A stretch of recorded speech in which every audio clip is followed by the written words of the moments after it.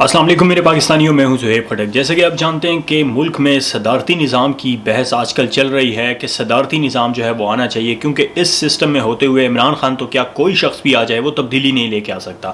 اب صدارتی نظام اور پارلیمانی نظام کیا ہے؟ ڈکٹیٹرشپ بھی آپ جانتے ہیں کہ ایک آمرانہ نظام جو ہوتا ہے۔ پارلیمانی نظام کے بارے میں چیزیں چیزیں آپ کے سامنے رکھنا چاہوں گا۔ جو ابھی کرنٹ ہمارے ہاں جو سسٹم چل رہا ہے اسے پارلیمانی نظام کہتے ہیں کہ آپ ایم پی ایز کو الیکٹ کرتے ہیں، پھر ایم پی ایز جو ہوتے ہیں وہ مل کے جو ہے ایک سیاسی پارٹی کو جو ہے وہ اقتدار میں لے کے آتے ہیں۔ کبھی 2/3 اکثریت سے جو ہے کوئی پارٹی وہ اقتدار میں آ جاتی ہے، کبھی کولیشن گورنمنٹس بنتی ہیں، جیسے اس دفعہ کرنٹ جو گورنمنٹ ہے وہ ایک کولیشن گورنمنٹ ہے۔ کچھ MQM کے لوگ اس میں شامل ہیں، کچھ جو ہے جماعت اسلامی کے ہیں، کچھ جو ہے آپ سمجھ لیں کہ کاف لیگ کے ہیں، کچھ آزاد امیدوار ہیں اور کچھ PTI کے۔ ان سب نے مل کے ایک جو ہے پرائم منسٹر عمران خان کو اپنا وزیر اعظم منتخب کیا اور وہ جو ہے اس طرح اقتدار میں PTI آئی۔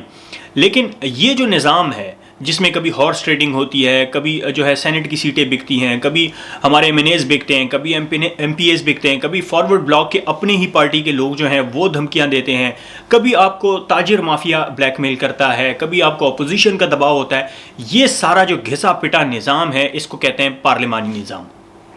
اب بات کرتے ہیں صدارتی نظام کی، جو کہ اسلامی طرز حکومت یعنی خلافت کے قریب ترین جو ہے وہ نظام ہے، جس میں ایک فرد واحد جو ہوتا ہے وہ حکمران ہوتا ہے اور اس کے پاس پورا کا پورا اختیار ہوتا ہے کہ وہ اپنی کابینہ کی تشکیل دے اور جو ہے وہ نظام حکومت کو چلائے۔ یہ ڈاکٹر اسرار احمد مرحوم کے جو الفاظ ہیں کہ صدارتی نظام ڈیموکریسی جو آج کل کی کرنٹ ہے وہ خلافت کے قریب ترین کا نظام ہے، اور ظاہر ہے ہم جانتے ہیں کہ پاکستان ایک اسلامی ریاست ہے تو اس میں بھی اسی طرح کا ایک نظام ہونا چاہیے۔ اب بدقسمتی کے ساتھ ہم نے یہ جو پارلیمانی نظام جس کو آپ سمجھتے ہیں یہ ہم نے کہاں سے لیا؟ یہ ہمارے اوپر جنہوں نے راج کیا انگریزوں نے، انہوں نے ہمیں یہ گھسا پٹا نظام دیا تاکہ ہم اسی طرح 70 72 74 سال گزرنے کے بعد بھی یہی جو ہے ہماری حالت زار رہے کہ ہم آٹا، پانی، بجلی، گیس ان چیزوں کو ہی روتے رہیں، جبکہ دنیا جو ہے مارس پہ پہنچ رہی ہے۔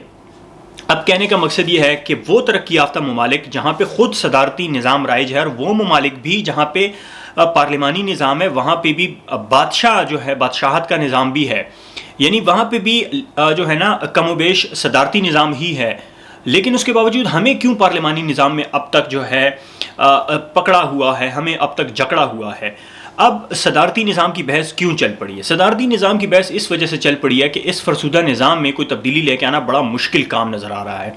اب صدارتی نظام اگر آتا ہے تو اس سے کیا نتیجہ اخذ کیا جا سکتا ہے؟ کیا صدارتی نظام آنے سے کوئی عمران خان ہی صرف جو ہے وہ صدر بن سکتا ہے یا PTI ہی حکومت اقتدار میں آ سکتی ہے؟ ایسا ہرگز نہیں ہے۔ صدارتی جو نظام حکومت ہے اس میں عوام ڈائریکٹ اپنے جو صدر ہوگا، جو صدر پاکستان ہوگا، اس کو جو ہے ڈائریکٹ ووٹ دیں گے۔ کسی MNAs MPAs کو ووٹنگ نہیں ہوگی، کوئی ہارس ٹریڈنگ نہیں ہوگی، کوئی اس طرح کے معاملات نہیں ہوں گے۔ ڈائریکٹ ایک فرد واحد کو ووٹ دیا جائے گا اور وہ کثرت رائے سے جو ہے آپ کا صدر منتخب ہو جائے گا۔ اس کے بعد اس کے پاس کھلا اختیار ہوگا کہ وہ جس کو چاہے وزیر خارجہ بنائے، جس کو چاہے وہ وزیر دفاع بنائے، وہ جو چاہے وہ اس ملک میں کر سکتا ہے۔ اس کے ہاتھ آزاد ہوں گے اس ملک کی تقدیر بدلنے کے لیے۔ وہ چاہے نواز شریف ہو، وہ چاہے زرداری ہو، عوام نے منتخب کرنا ہے۔ یہ عمران خان کا کوئی جو ہے ایسا نہیں ہے کہ وہ صدارتی نظام آنے سے کوئی وہی جو ہے صرف صدر بن سکتے ہیں۔ اب بات کرتے ہیں کہ جناب اپوزیشن کو اس پہ کیا اعتراضات ہیں۔ اپوزیشن کو بڑا مین ایک جو مجھے سمجھ میں آ رہا ہے وہ اعتراض یہ ہے کہ 18ویں ترمیم جو ہے اس سے وہ نل اینڈ وائڈ ہو جائے گی۔ 18ویں ترمیم ذرا میں آپ کو ذرا اس کی ڈیفینیشن بتا دوں، یہ کیسی ترمیم ہے اور یہ کیوں کی گئی؟ جہاں تک میری سمجھ میں یہ چیز آ رہی ہے، 18ویں ترمیم اس لیے کی گئی کہ آپ سابقہ ادوار کی طرف جائیں اور وہاں پہ آپ دیکھیں تو آپ کو معلوم ہوگا کہ کبھی پیپلز پارٹی کی حکومت اگر وفاق میں رہی ہے تو پنجاب سے نون لیگ کا خاتمہ نہیں ہوا۔ نون لیگ جو ہے وہ پنجاب میں رہی، انہوں نے وہ صوبائی حکومت جو ہے وہ سنبھالی، ان کے پاس بجٹ بھی تھے، ان کے پاس اختیارات بھی تھے اور وہ صوبے میں پھر بھی حاکم رہے۔ اسی طرح جب نون لیگ وفاق میں آئی تو سندھ میں پیپلز پارٹی کا راج رہا، یعنی یہ کسی نہ کسی طرح حکومت کے ساتھ، حکمرانی کے ساتھ چمٹے رہے۔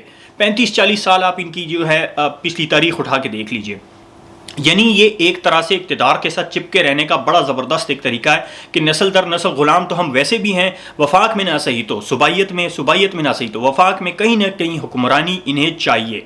جب صدارتی نظام آئے گا تو یہ جو ہے شک وہ تو نل اینڈ وائڈ ہو جائے گی، سارے کے سارے اختیارات صدر کے پاس چلے جائیں گے۔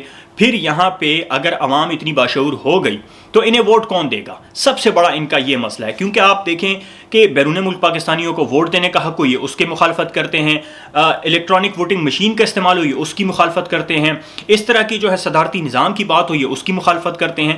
ہر وہ چیز جس سے پاکستان کی کوئی تقدیر بہتر ہو سکتی ہے، ایک اچھا شفاف نظام آ سکتا ہے، ایک واقعی جو ہے حقیقی معنوں میں لیڈر پاکستان کو لیڈ کر سکتا ہے، یہ اس نظام کے آپ کو خلاف نظر آئیں گے۔ یہ چیز واضح کرتی ہے کہ ان لوگوں کا جو ہے مفاد صرف اور صرف حکومت ہے، اقتدار ہے اور پیسہ بنانا ہے، اور ان کا کوئی مفاد نہیں ہے پاکستان کی بہتری اور پاکستان کی عوام کی بہتری۔ یہ چیز جو ہے عمران خان صاحب کیسے سوچنے کی بات ہے کہ امپلیمنٹ کر سکتے ہیں کہ جب پوری کی پوری اپوزیشن ظاہر ہے وہ ان کے خلاف ہے، اور کچھ اس طرح کے طبقے بھی ہیں جو وہ نہیں چاہتے کہ پاکستان میں صدارتی نظام آئے۔ آئین کی جو ہے ایک شک، یہی 1971 کا آئین جو اکثر ہمارے سیاسی پارٹیاں کہتی ہیں کہ جی اس میں ترمیم نہیں ہو سکتی، خود اپنی مرضی کی ترمیم کرنا چاہیں تو وہ ہو سکتی ہیں، لیکن کوئی دوسرا کرنا چاہے تو وہ نہیں ہو سکتی۔ اس کا آرٹیکل 48 جو ہے اس کا آپ کو جو ہے آرٹیکل 48 کہتا ہے کہ وزیراعظم قومی مفاد میں مجلس شورا، یعنی جس کو پارلیمنٹ اور سینٹ کہتے ہیں، ایوان زیریں ایوان بالا، ان کا مشترکہ اگر اجلاس ہو، تمام اراکین بیٹھیں تو وہ یس اور نو کے ذریعے فیصلہ کر سکتے ہیں کہ ملک میں جو ہے کس طرح کا نظام لایا جا سکتا ہے۔ یعنی آئینی طور پہ وزیراعظم عمران خان صاحب کے پاس یہ حق موجود ہے کہ وہ جو ہے ریفرینڈم کروا کے اس چیز کا فیصلہ کر سکتے ہیں کہ ملک میں صدارتی نظام ہونا چاہیے یا نہیں ہونا چاہیے۔